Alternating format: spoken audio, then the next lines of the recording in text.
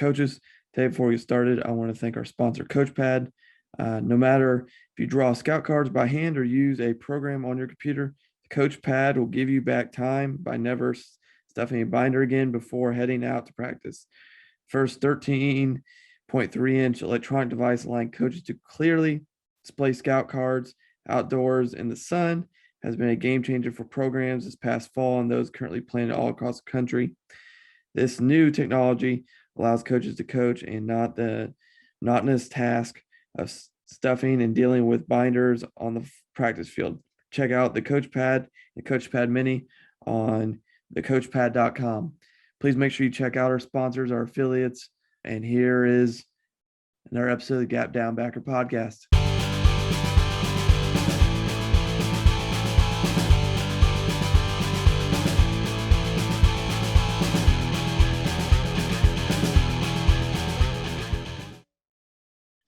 Welcome back to another episode of the Gap Down Backer podcast. Today we have a guest that I've wanted to really get on, but also I've got dive deep into his stuff this off season. Coach Tony Holler is the head track coach at Plainfield North High School. He is a former football coach, but I think he's probably most well known, obviously, for his track perspective, but also his Feed the Cats program, which has, in my personal opinion, has helped kind of revolutionize not only how track coaches think about practicing and developing track athletes, but other sports like football have started to develop their off-season programs to develop speed, agility, and kind of a better way to do things. Coach, how are you doing? Good, very good.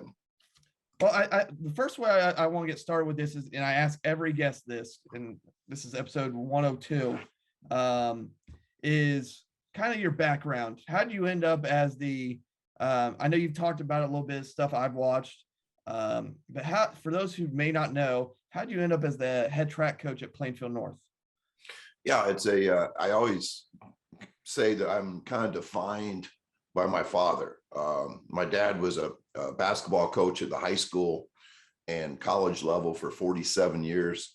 And it was not like a lightly participation type thing. He was a head coach for 44 of those 47 years.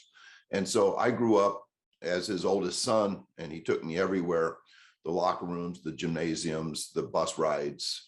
I fell in love with the entire process. He loved everything about it. He loved the ups and downs, the wins, the losses, the uniforms, the planning, the relationships, of course. And so I went into coaching myself, and I became a head basketball coach at the age of 23. I probably took the worst basketball job in the state of Illinois. And, that's how you get a head job at the age of 23, right? You go to a place that has a 33 game losing streak. And all of a sudden I'm the head coach, and I coached at that place for 8 years and did well in my last 3 years, but pissed somebody off and I got fired in 1990. Strangely, 1 month before I got fired, that same board that didn't like me as a basketball coach begged me to be the track coach. You can't make this stuff up, right? Yeah. And so with a family of four and a wife that was a teacher and a shit ton of debt, I had to remake myself. I had to grow where I was planted, and I'd always had a track background. I'd always been, I was a college track athlete as well as a basketball player. And I was an assistant coach during those early years at Harrisburg, Illinois. And so I remade myself, and in the next next 14 years, my teams won 8 state trophies and 3 state championships. And around 1999, I changed the way I coach, where we tried to attract the best athletes of the school to my program. I've always said that every school has a great track team. It's just that they aren't running track. And so track was a miserable sport. And I was like, why is it miserable? So I took a speed and power approach. And I believe that my kids, even though they would be terribly undertrained, would still really be successful because we would out athlete people. Yeah. What I was unaware of was that we were not undertrained. We were perfectly trained. because we trained speed. And all my guys, even my slow guys, my middle of the road guys, they all got faster. And I was like, damn, I'm kind of on to something here. And so I went 2 years to Franklin, Tennessee. I had a couple of good seasons there. And then, Tennessee coaches or Tennessee teachers are paid terribly. So I came to Chicago suburbs for a lot more money. And that's why I'm at Plainfield North now. And I've been here for 15 years. I just finished 2 days ago. I finished my 41st year of coaching track. And yeah, here I am. And I'm enjoying it probably more now than I ever have. Good. I mean, you see, like when I watch stuff with you, you seem excited, like all the time. Just talk, like it's like, and that's kind of what I mean. I think ideally as coaches, we look for is we're excited to talk about what we're doing. Like, and you, I mean, we've all seen the coaches who are just for a variety of reasons are miserable for their circumstances or how there's a lot of reasons why.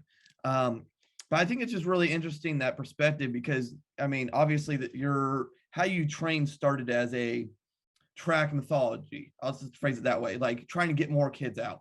And then it's kind of evolved into obviously other sports. I mean, I think the most pronounced one is with your football track consortium. But other sports have taken, like I was trying to sell it to our softball coach the other day. Yes. Like she was asking me about running and speed. And I pretty much said, we don't like mass run anymore. Like, I'm like, I don't just run like gassers to run gassers. I was like, we time 9 to 12, worst case it might be 15 at some point this summer on like a higher day, but I was like, we time 9 to 12 things, okay, about 3 reps for each thing we're timing, and then we're done. Like, and then we're in the weight room doing, and I'm focusing on single leg movements, single arm movements, hip movements, running fundamentals, stuff like that. And she got very curious about it. I'm like, so I just sent her your YouTube channel. I'm like, here, go listen.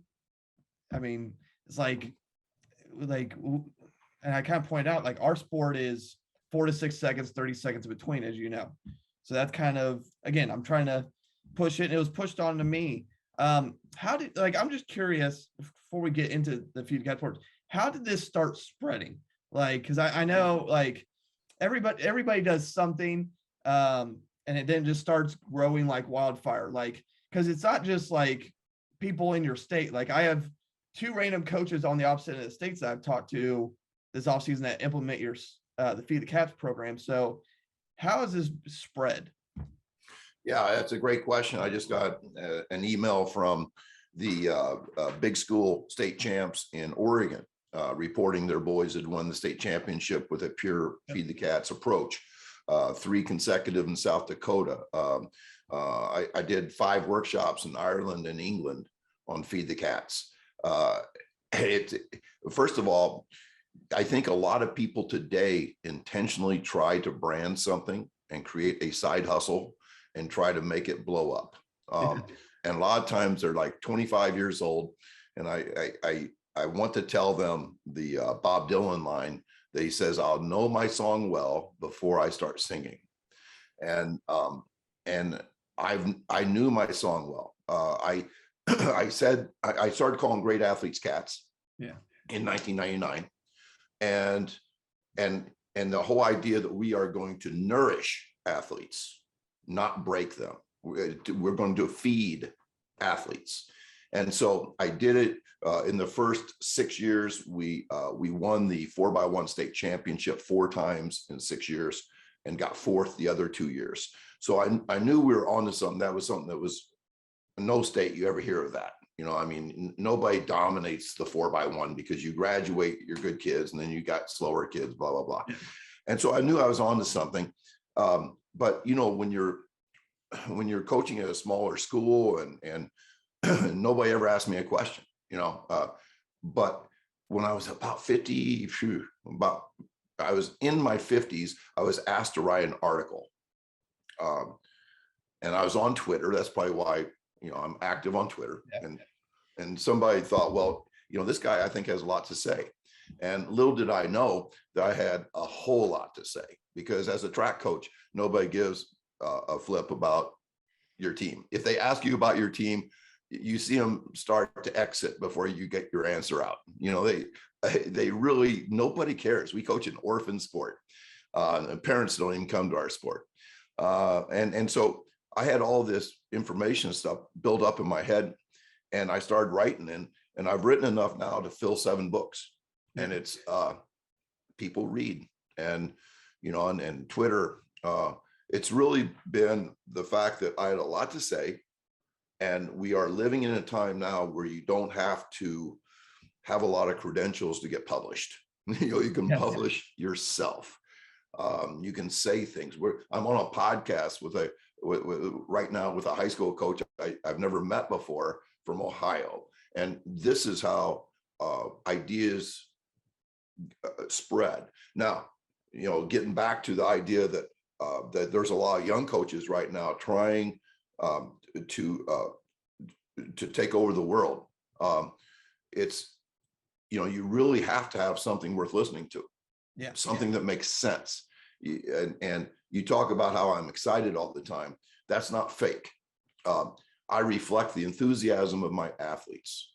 My athletes love track, I believe, more than any track athletes in the world. And that's by intent, not by default. My good friend Steve Jones says, you're either going to have culture by intentionally, you're going to intentionally have culture, or you're going to have culture by default. And most coaches, it's by default. Mine is intentional. I want my kids to love track and field because I found that kids are really good at what they like, and they're obsessed with what they love. And if you can get them to that obsession point in your sport, your work is easier, and you will go home excited, because as coaches, we reflect our kids. If our kids are broken and miserable, we will go home to our wife and kids broken and miserable ourselves. And that's no way to live a life. So my excitement is very organic and natural, based on the reflection of really cool things with my athletes. Now, you earlier talked about trying to attract more athletes. Okay. And I think you're right. Track has a perception you're just going to run the whole time, and it can scare people away. Just like football. Football has that same perspective. Same thing. It's just, you're going to run, it's going to be miserable, and you're going to work long hours, which is also, there's a big contingent in our sport that are looking at, okay, how can we shorten the week for our kids, but still get an effective dosage? How did you initially, because I can go in a school, somebody could hire me tomorrow and tell all the athletes in the building, you're going to run less, have more fun. But how did you, when you went to this methodology of, okay, we're going to find an optimal level of dosage. Okay. How did you sell that to the kids to get them to come out? Or did the first couple of years where you started winning solve that problem for you? How did you find that sell point to the kids? That's a really good question. And I was going to answer it one way, and then you talked about winning. Motivation comes from success. Yes. And we coaches don't understand that enough. They see it as wins, but I think we need to set kids up to be successful in practice too. And that's the record, rank, and publish thing, where testing is training and training is testing. We are constantly want to show kids that they're better than their former self. And you can't do that without data, without real data, whether it's, like, look at you benching, 115 as a freshman, and now you're benching 225. That's motivation. If you tell a kid, hey, you were running 18 miles an hour as a freshman, and now as a sophomore, you're running 20. Hey, where are you going to be running as a senior? That's how you build that fire. So success is really, really important. And sometimes we can't control winning games. Sometimes you fumble twice in the fourth quarter and you lose. Yes. But yet, I think we overreact to losses. And of course, what football coaches do when they lose, right? You run. We were soft, and we need to condition more. We were cowards in the fourth quarter. No, you fumbled twice. Shut up. But football coaches are just the worst at defaulting to, the intangibles, the toughness, conditioning, blah, blah, blah.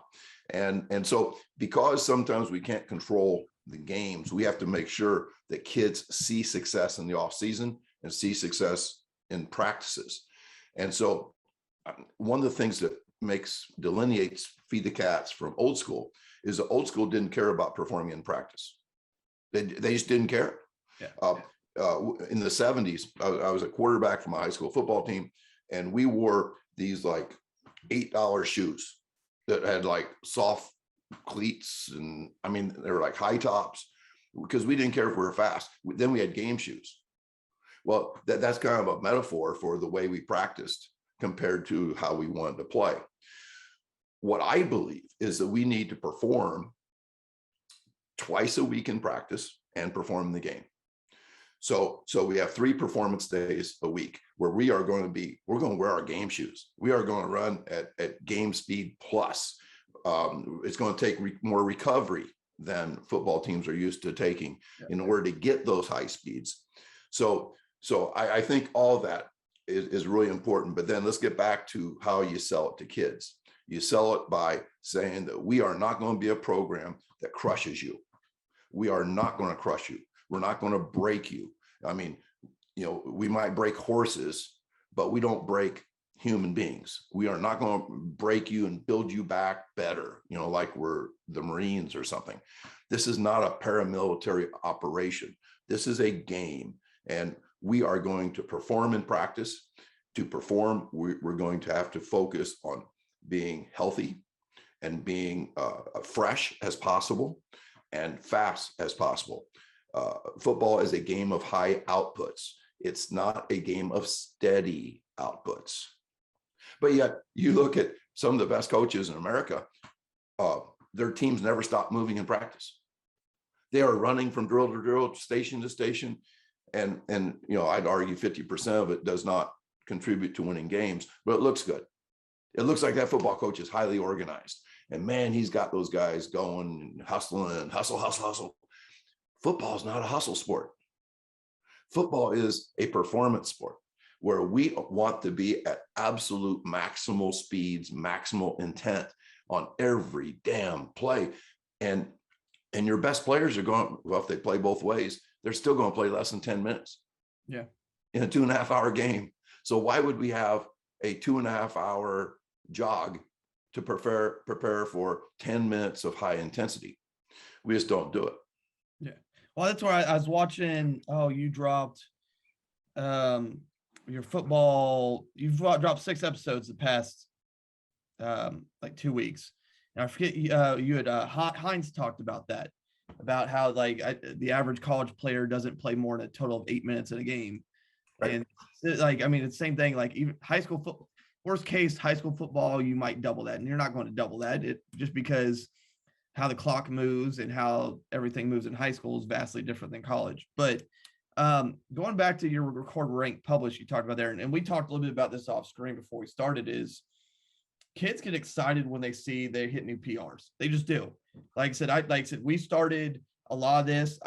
Obviously we're a little limited with how much we're able to run in the winter, just because I don't have a super large facility to run, say a 40, but I have an indoor that I can at least run a 10, a 15, and a shuttle.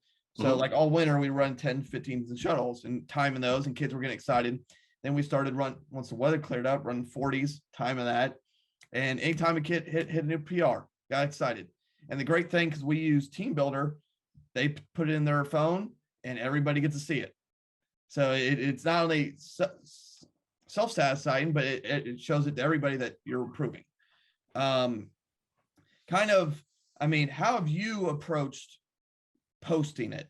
And like, obviously a kid's going to know if he hits his own PR, but how have you gone with, hey, because obviously kids want to show off what they're doing. Like we don't want to create it's just about me, but you also want to build some self-confidence. How have you gone about posting it and approaching hitting PRs with your kids? Yeah, I love that. When I first started in 99, all we did was 40s. That's it. And I do want to tell you, you mentioned the lack of facilities. Let me share this cool thing. There's a team in South Dakota that have won the last 3 state championships in track and field, and they used a couple of runways in their longest hallway.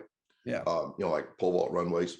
But the principal was so excited about the culture changing in the school. And as you know, the better speed you have in track and field, the football coach should be happy as hell.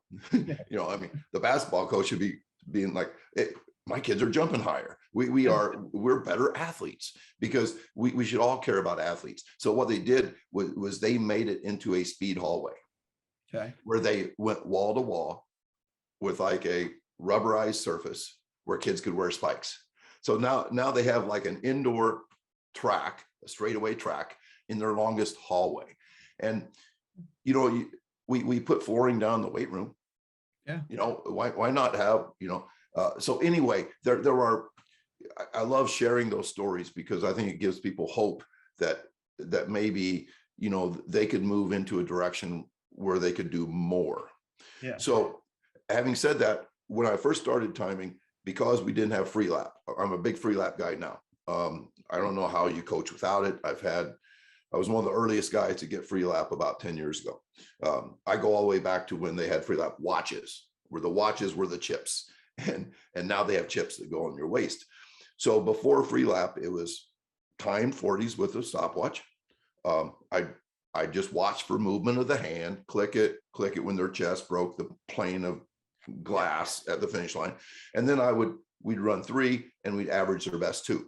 Yeah. And so what I did, this is like the very dawn of spreadsheets back in 99, or at least dawn of my understanding of spreadsheets. I would do that, print it, and put it in the hallway right across from the principal's office. And then a month later, he made me stop. Yeah. Because there was so much damn traffic in the main hallway that kids could not get to class. They were late to class because there were about 30 boys pointing to their times and all that. You can just imagine the excitement of being posted for the whole school to see. So then I just started taping it to the walls of the weight room. I ran the weight room back in those days. So you just took, you know, like athletic tape and taped it to particle board walls in an old pole barn weight room. And that's where we posted it. So obviously flash forward to now. Now, of course, it's on my website. It's on Twitter. I put it all out on Twitter, and I use Google Sheets, because, you know, it's basically a spreadsheet that you can go share link. Boom, you put it on Twitter, put a nice picture or video underneath it to get people's attention. You maybe highlight 2 or 3 kids from that performance that day, and then you just put it out there. Interesting thing, somebody asked me, do you have any blowback from parents? You know, like, I don't want my kid stuff out there for 8 billion people to see, because he's now at the bottom of my list. In 23 years of doing this, not a single parent has objected. Yeah. Not a single one. Whereas in like, can you imagine posting test scores in school? There'd be a lawsuit, you know, and that's probably what's wrong with education today. We're afraid of lawsuits and stuff. We should be competing on tests in education, but instead we don't compete. We tell kids not to compete. And it's just the opposite in sports, because if you're truly interested in performance, you must own your performance. You must measure it and own it. And that's what we do. 100%. I mean, it's that double-edged sword of in education, where you want to post stuff not only to create competition, but just kind of develop self-worth. Yep. And you have that double-edged sword of, okay, what are we doing? What can we actually post? What can we legally do? Blah, blah, blah. All that stuff that is just a pain. And I mean, it really is. But kind of continuing, you obviously talk a lot about how there is no perfect dosage. Like, it varies on kid, it varies on facility, there's a lot of factors. Like, I mean, a big factor for us is nutrition. How do you find that perfect dosage? Like, when you're looking for it, how do you find it? It's a hell of a question. I use one of my favorite slides is a hormesis graph where trainings, whether it's a drug or training, and I think training should be looked at kind of like a drug that has an optimal dose. And so if you imagine training having a positive impact, I think everybody can agree training has a positive impact. Up until a certain point, my dad used to call that hump, the point of diminishing returns. And so then after you have too much training, you actually start detraining your training. And if you keep going, you will break the damn athlete. And I call it burning the steak. So what you want to do, since you don't know where that hump is for every kid, and even for every kid, as you know, you talk about nutrition and so forth, especially in poverty situations, since you don't know where that hump is, and that hump can also change day to day based on what they've done the previous 24 hours, that you always want to err on the side of not burning the steak. You would rather have that steak be medium rare than medium, because medium is closer to burning the steak. So if you look at that, what happens is you develop healthy athletes, and they will actually be happier because you're training them less. They will look forward to their next practice the next day. You develop that like and love. Remember, that like and love is key, because once they like it, you got them. And once they love it, they don't even need you anymore. You know, they are self-motivating. They're building their own damn house every day. So by doing this, you will incrementally get better without, and this happens all the time, that one step forward, two steps back type thing. By never burning the steak, you know, you could make as Les Spellman, who I just met last weekend, says, if you're making a profit every day, you'll never go broke. And that's a great way to look at training. We want to make a profit every day. Now, it may be, it is not like going to the craps table with $100 and coming home with 100,000. Well, by the way, people who do that, they go broke, because if you bet it all, I mean, if you're trying to chase $100,000 and you only got 100, you're going to go home broke in probably an hour. You know, that's not a way to play craps, and it's not a way to train. So what we want to do is, going back to the metaphor of the craps table, you want to go with $100 and you want to get $20 up, and you want to put those damn chips in your pocket, take them to the window, cash them in, and go home. And then you come back the next day and win another $20, and the next day. And if we play the long game, I know you said that you have access to 7th grade through 12. Yes. Oh my God, that's 6 years of playing the long game. And you know, I'm telling you right now that most middle school kids get absolutely no training, and if they do get training, it's bad training. So so if you can have an impact, speed and power wise, starting with 7th graders, and start building that love of sport, like of sport, and you start with like, hopefully it ends up being love, you will see absolutely huge gains in a 6-year period, and people will begin to see you as this master coach. And all you've been doing is understanding that speed grows like a tree, and has to be watered every day, and you take care of your kids and make it a great experience for them.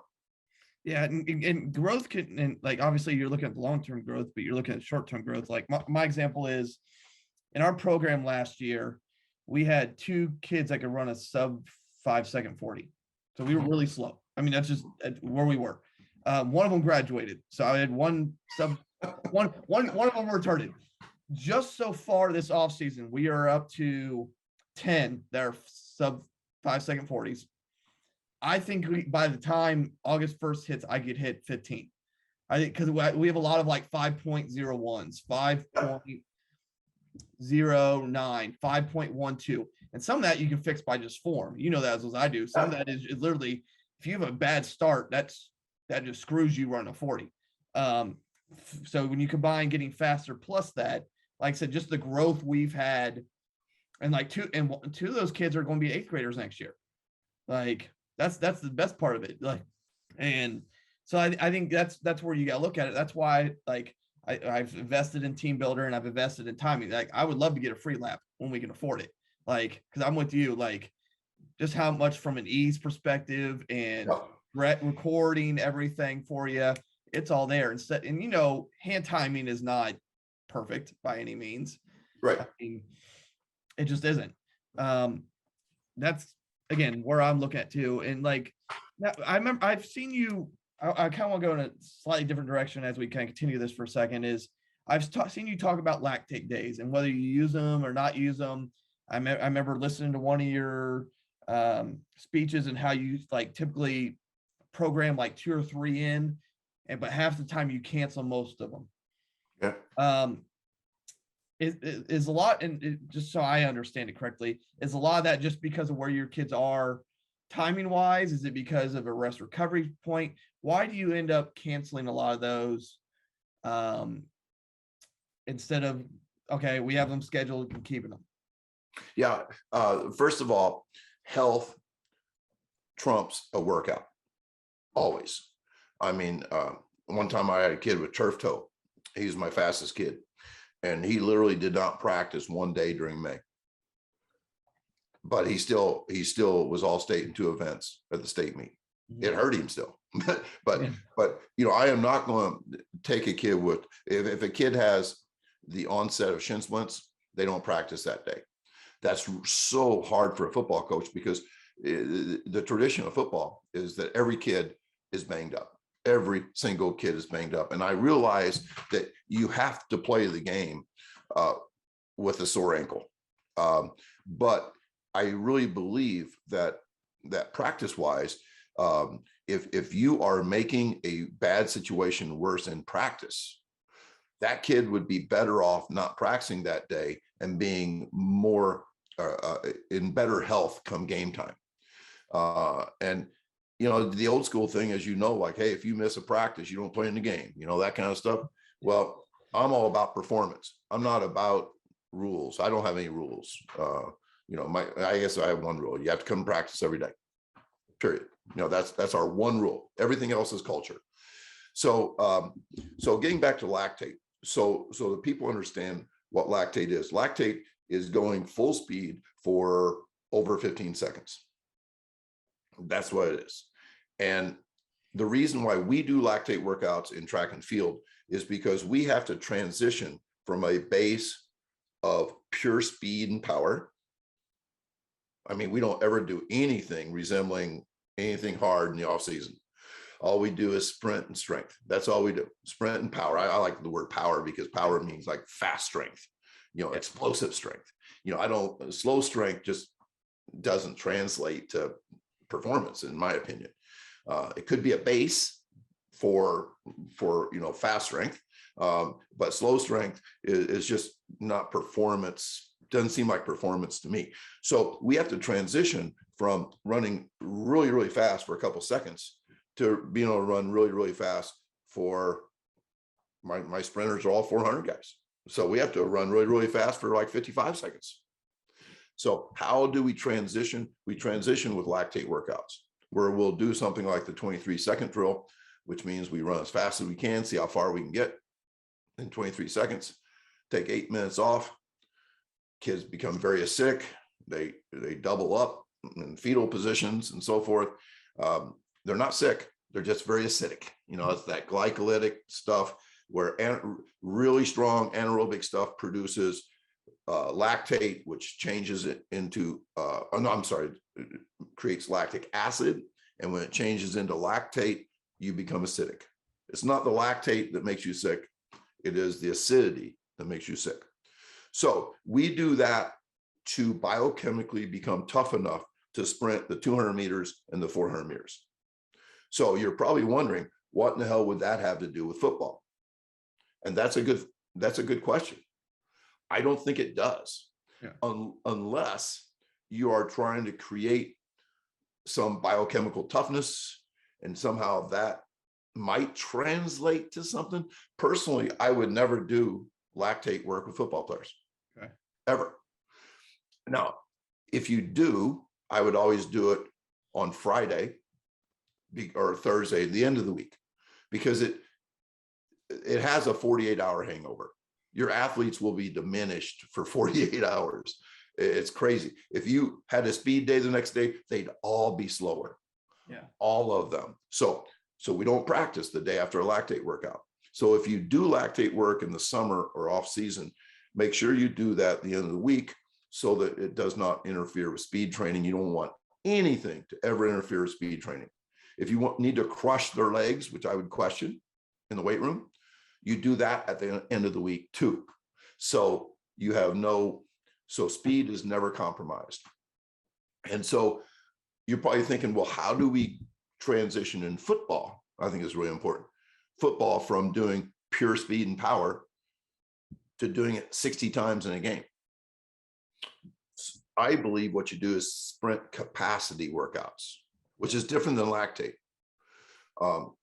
Here's a sprint capacity workout with free lap. Everybody, let's say we have a group of 12 guys. We put chips on them and they run through, like a 10 meter run in to a 40 meter fly.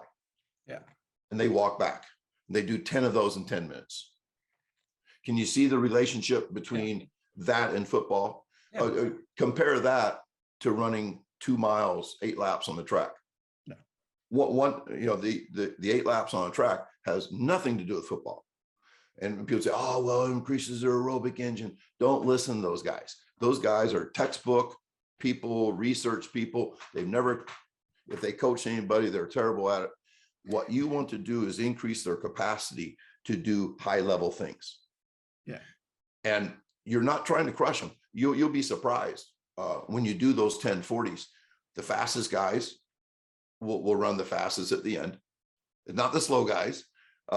If you have distance runners, that'd be weird, but distance runners on your football team, they're not going to be really good in their 10th one. No, they're going to be slow in all of them because they're not fast. So you're improving their ability. And you say, well, wait, that's only like 10 of them though. How does that allow you to do 60 to 80 plays in a game? Well, that's where I believe that you let the game be the hardest thing you do. Yeah. It sounds bizarre. I mean, my dad used to say, we're going to make practice so hard that the games will feel easy. I have flipped that. Practice is going to be high performance. And the game's magic, there's magic in a game. If you're really fast, you're going to be fast in the fourth quarter. I've never seen fast guys that become slow in the fourth quarter, ever. Slow guys, on the other hand, fatigue, I believe, very quickly. No matter how hard you work them, slow guys, and that's called speed reserve. If you can run 22 miles an hour, 18 miles an hour seems pretty damn easy. If you can run 18 miles an hour, you can't do 18 miles an hour the whole game. You've got to be fast to be fast sub-maximally. You have to be fast to be fast when you're tired. And so what I would do, getting back to, I would work speed and power end of the week, especially, maybe the first month, go all speed and power. Second month, end of the week, start doing that sprint capacity thing. And somebody may say, well, isn't that the same as gassers? About the same length. Yeah, about 40. Yeah. Yeah. But you're getting a 55-second walk back, which allows you to run fast in all 10. And they say, well, gee, in a game, you don't get 55 seconds. I don't care. We're going to make performance the important thing in practice. And then we're going to let the game be the hardest thing we do. And your kids will be just fine. If not, you sub for them and keep them as fresh as possible. Well, it's even like, I understand you don't get 55 seconds, but you get 30 to 40 typically, unless you are in a no huddle, nonstop team. But even then you get about probably still 15, 20 second break in between. Like you just do. I do want to ask you, because I mean, obviously I'm not a track coach by any means. I don't pretend to be, don't pretend to understand a lot of your sport, but I go to at least a couple meets every year to support our kids. Mostly to watch our throwers, because that's where most of my kids end up being, just to be honest. I go to the throwing section. My middle school coach is the throwing coach for the middle school down there. So easy conversation and all that jazz. And then I'll go watch some of my athletes run. But you talked about injuries, shut them down. Okay. I mean, from a track perspective, what do you have them do when you shut them down? Like football, it's easy. You're shut down. You can still take mental reps. you could maybe still walk through stuff if you have shin splints, whatever it is. Okay. I'm just curious, just because I'm a curious person. How do you handle that part with track when obviously they're not running because you said shin splints or their turf toe or whatever? How do you still have them involved during practice?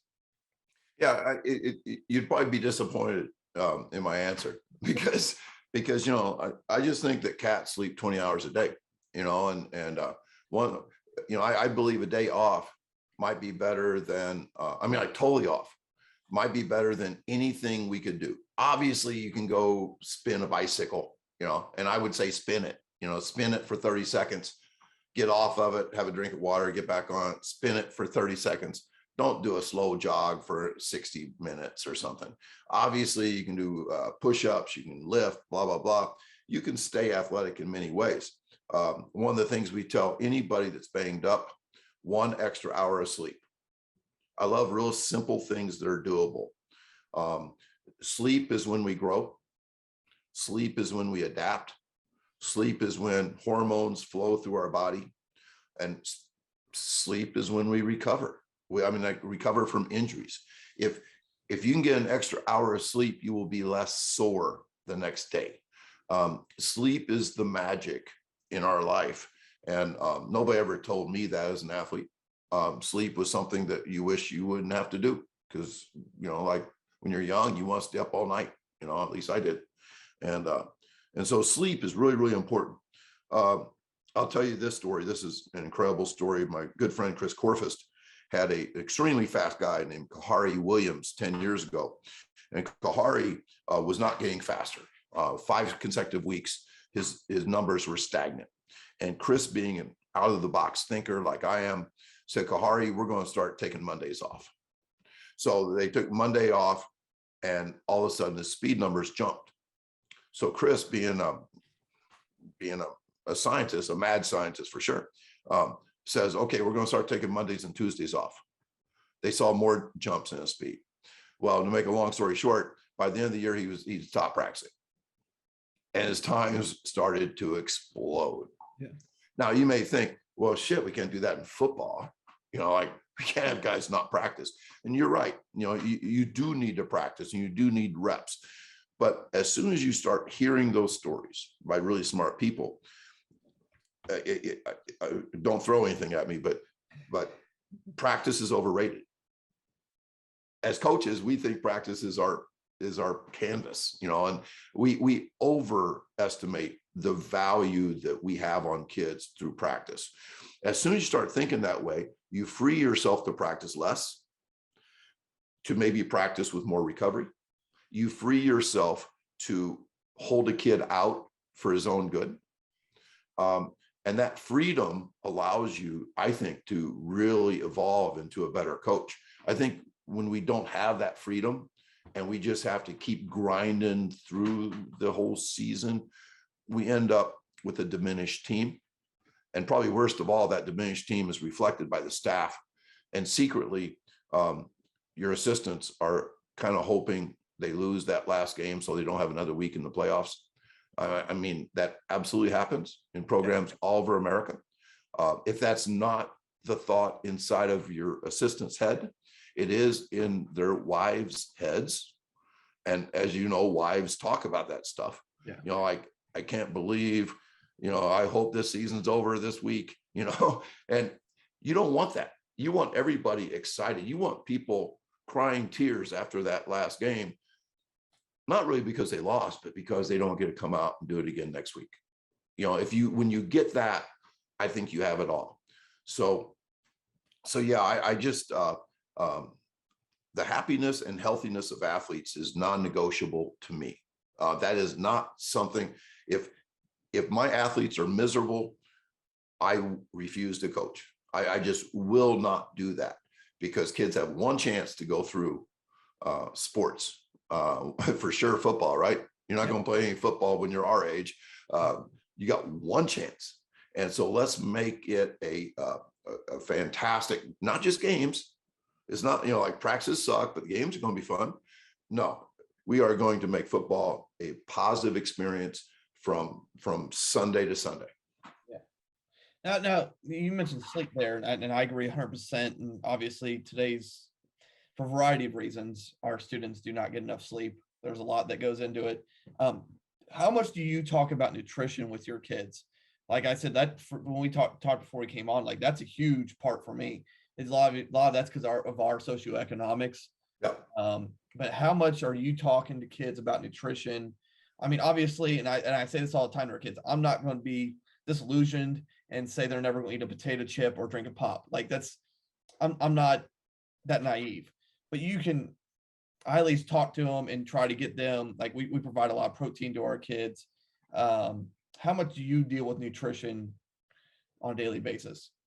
I used to be totally wrapped up in nutrition. I'm talking like back in the 80s. I was reading Fit or Fat, Protein Power, I was constantly dialed into nutrition.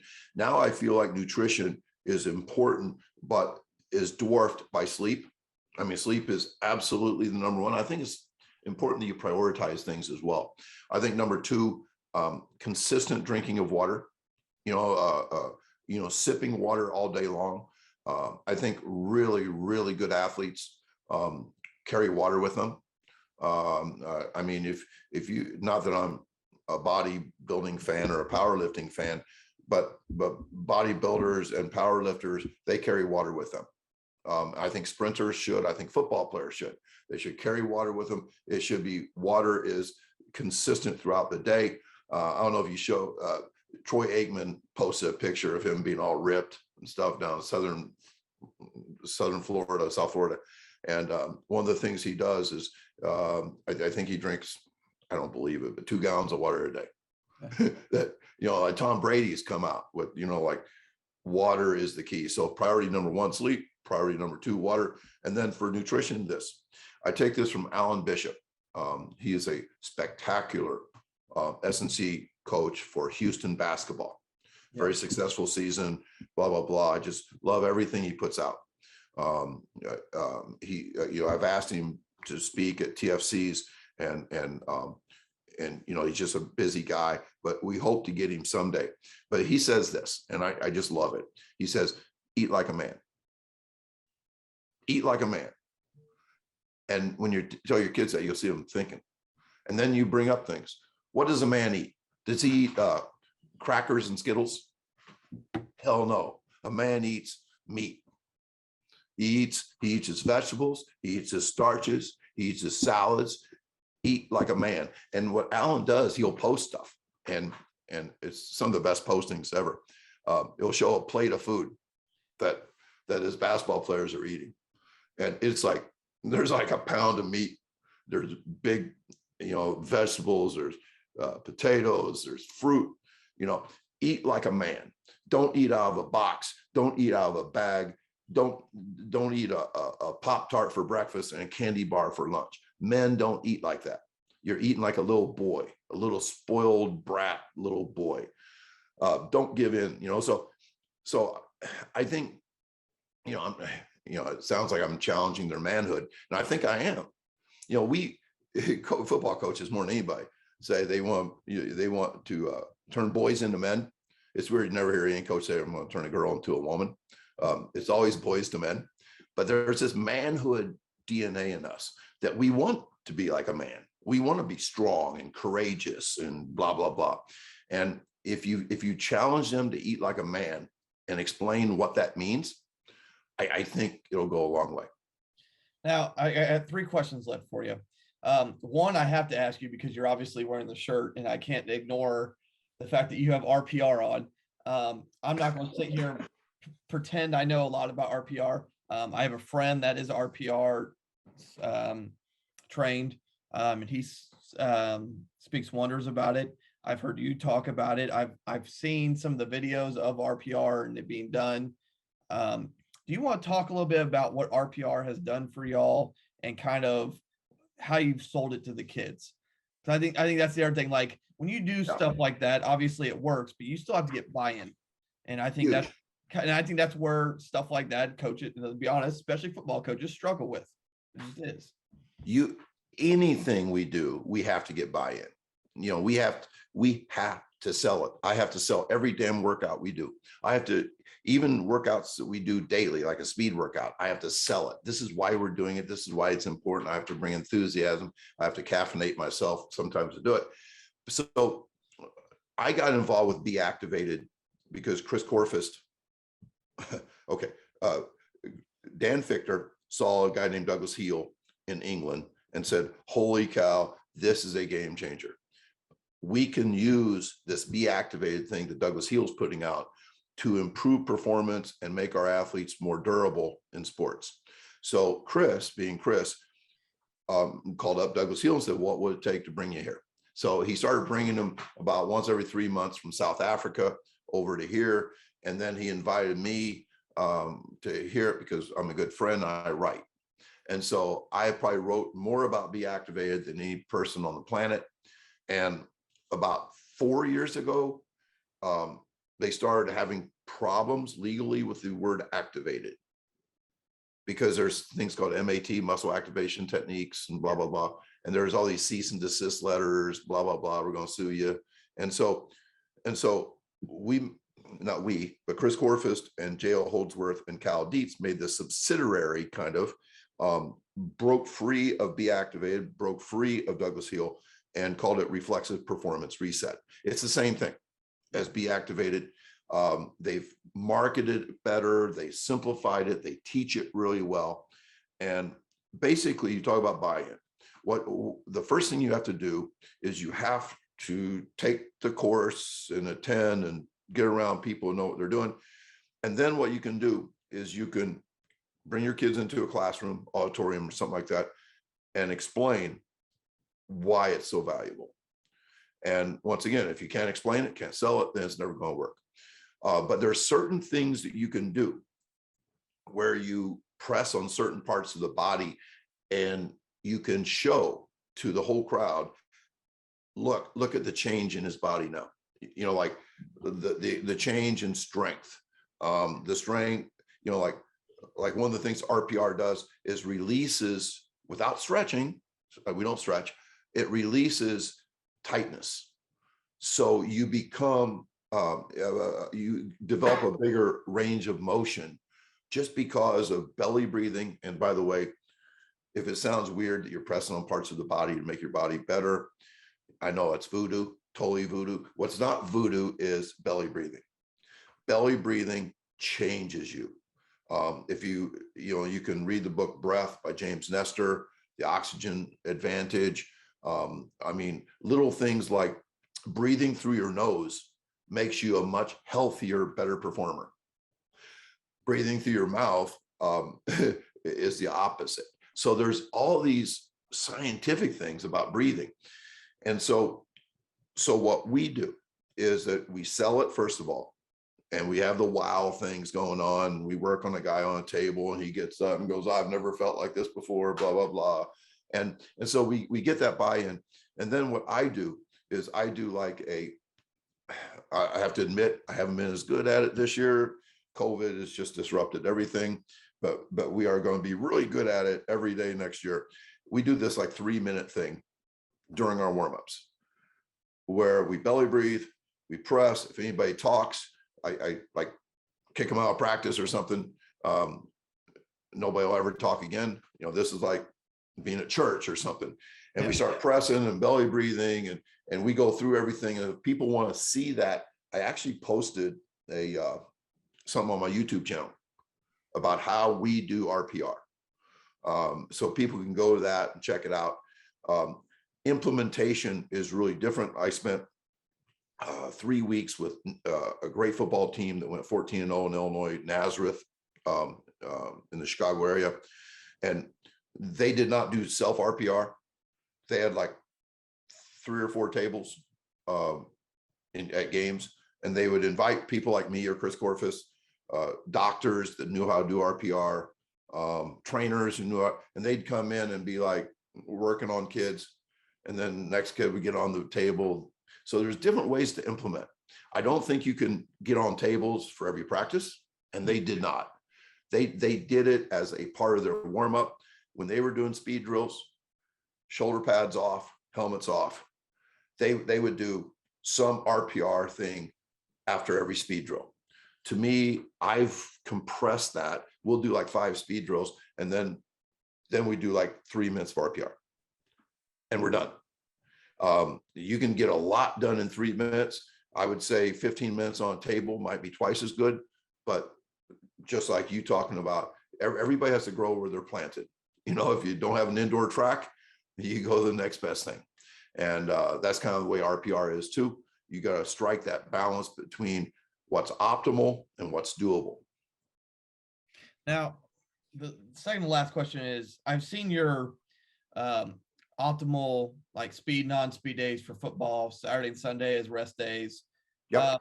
My question to you is, especially for schools in Ohio or like mine, we play games on Fridays, JV games on Saturdays.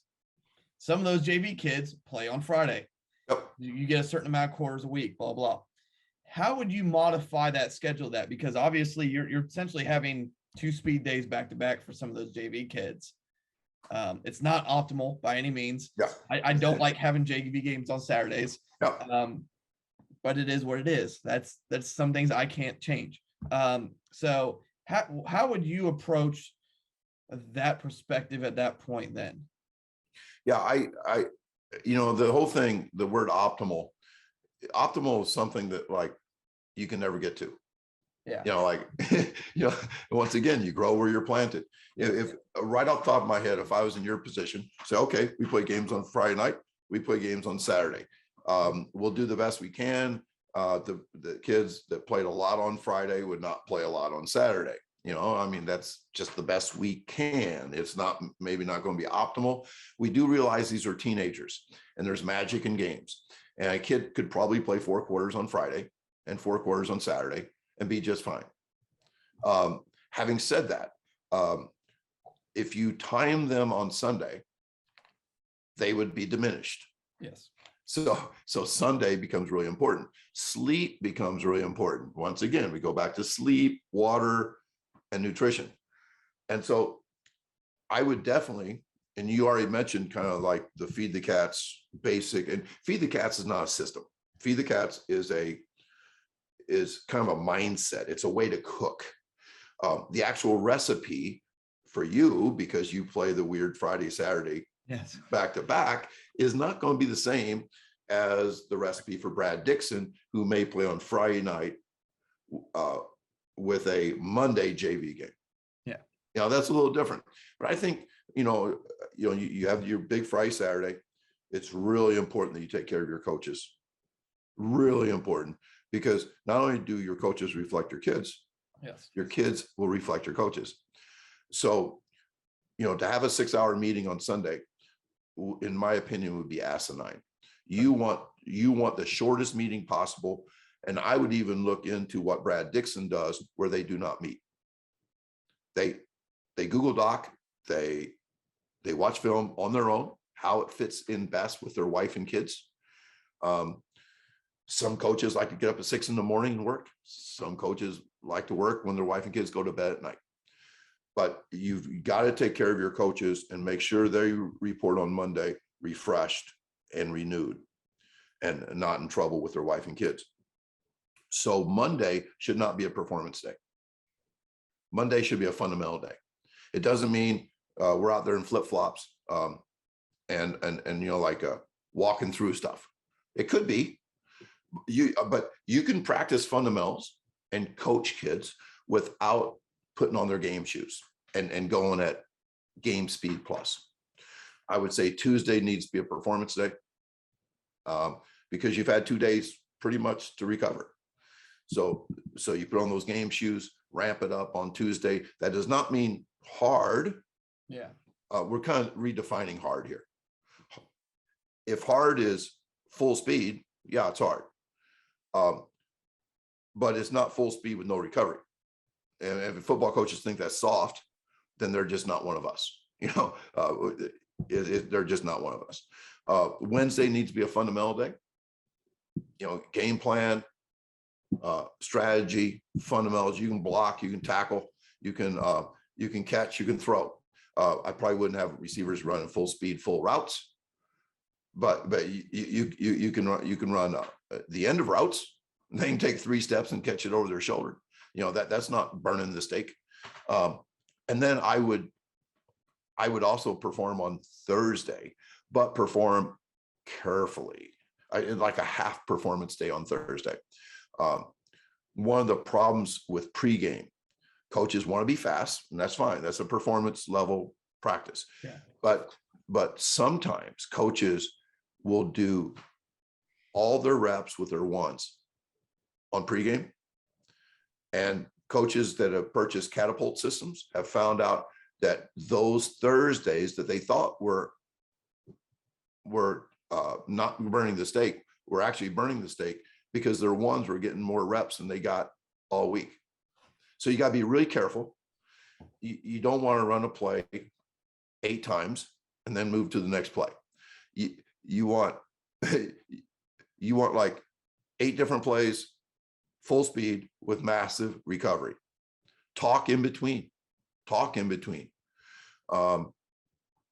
You do not, some coaches, once again, they don't want it to look like their practices look choppy, because there might be a dad in the stands that think they're unorganized, too much standing around. You want standing around in practice, especially on performance days. You want standing around, because in football, if you think about it, let's say a kid plays one way for you. That's 5 minutes of football in a 2.5 hour period. What's he doing the other 2 hours and 25 minutes? He's not jogging. He's standing around. I mean, literally 5-second bursts, about 50 times, 100 times, whatever. And then the rest of the time he's standing around like he's loitering. But yet loitering is illegal in practice. No loitering in practice. But wait a minute, coach, we loiter pretty much 95% of the game. I don't give a shit. We're going, so yeah, you got to get away from that. Then of course you perform on Friday and Saturday. And I love what Brad Dixon does. Brad's a good friend and the godfather of sprint-based football. And he does like a 20-minute warm-up. You know how teams will get out there for 90 minutes, run like 2,000 pass patterns and blah, blah, blah. Just makes no sense. He spends about 20 minutes doing RPR on the gym floor. They go out, like a short warm-up, and then they're like an uncaged animal come game time. Oh, one other thing, Dan Casey, another good friend of mine, he just put out his 3rd book on mesh. He has his last book before that was on screen. The book before that was on counter. And he's just a brilliant, brilliant young coach. And when he was at St. David in Raleigh, North Carolina, he's in Houston now. But when he was in North Carolina, he instituted a halftime in practices. He said his staff almost revolted. It's like, what? These guys are sitting around drinking Gatorade under a tree? Are you kidding? No, this ain't football.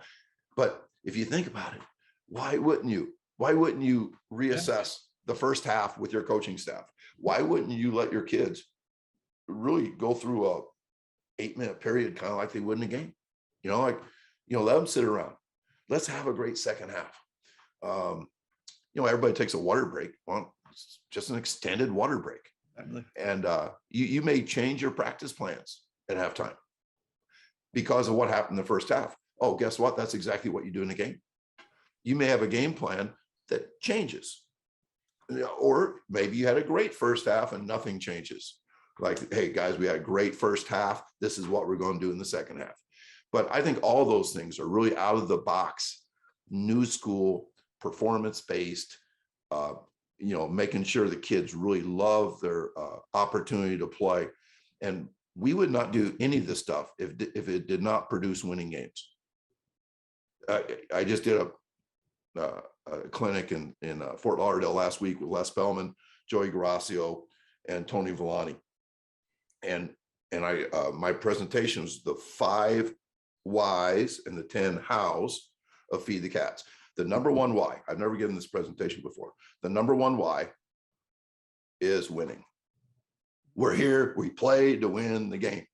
So some people think that I'm like this softy that just trying to make a recreational fun activity for kids. Hell no. If we're not winning, we're changing things. So the number one reason why you go to a halftime in practice, no conditioning, performance days, fundamental days, no coaches meetings, the number one reason for that is not fun, it's winning. And so I think it's really important to say that. Now, my last question for you before we wrap this up is, what do you think people that listen to you, looking to feed the cats, get the most wrong about speed versus non-speed days? Like, what do you think, like, obviously, what do you think the perception is, or how do you think they implement it wrong when you talk to coaches? Do you want this answer in focusing on speed days and non-speed days in the practice week, or just generally feed the cats? Just generally, like what do people get wrong about those days? Okay. I think one thing is that we're not getting anything done, and as you know, when you record, rank, and publish, I've consulted with Princeton lacrosse, and they just, for the first time in 18 years, made the Final Four. And when they first implemented Feed the Tigers, they had 3 kids, terrific lacrosse program, 3 kids running 20 miles an hour. Now they have 20 something. And now they have a handful of kids running 22 miles an hour. I consult with the New York Yankees, exact same thing. They have reported back that their athletes from the minors all the way to the majors are looking forward to training. An eagerness, a joyful eagerness to train, which was never, when it was strength and conditioning, athletes didn't like it. Now it's speed and power, and they love it. Record, rank, and publish, they love it. So I think that people think we don't get anything done. We're just kind of there having fun, and fun. Cats are extremely competitive. Fun is, when I say our practices are fun, they're not grab ass fun. They're not goof around fun. They are fun in a competitive performance way. So I think that's real big. Number 2 is it creates softness. I believe that healthy kids that love their sport, I say all the time that we are willing to struggle and fight for things we love. We're willing to, if we don't love it, I think we give up. So if you can get your football players to love the sport, and they're healthy and fast, I think they're tough as hell. I think they're hard. I don't think that toughness is the opposite of fast. I think fast and toughness can be together. And I think toughness comes, this is where I change. I mean, like, a lot of football coaches think that toughness comes from torture.